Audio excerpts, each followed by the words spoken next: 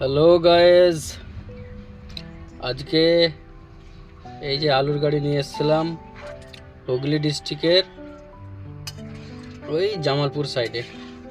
এই তো আমার গাড়ি খালি হচ্ছে আলু মশাগ্রাম।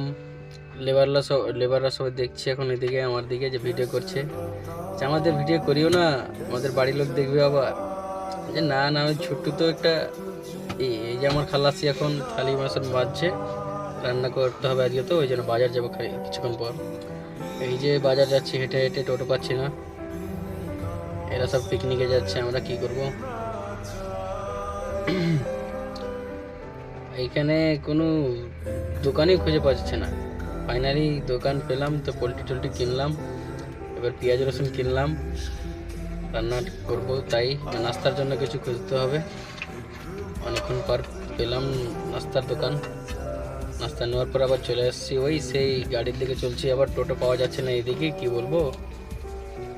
চলে এলাম গাড়িতে, আবার খাওয়া দাওয়া করে নিলাম। ফাইনালি গাড়ি খালি হচ্ছে, আর একটু বাকি আছে।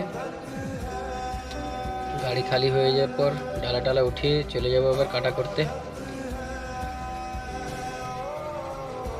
ফাইনালি খালি করে চললাম, এখন কাটা করবো, দিয়ে বেরিয়ে যাবো গাড়ি নিয়ে।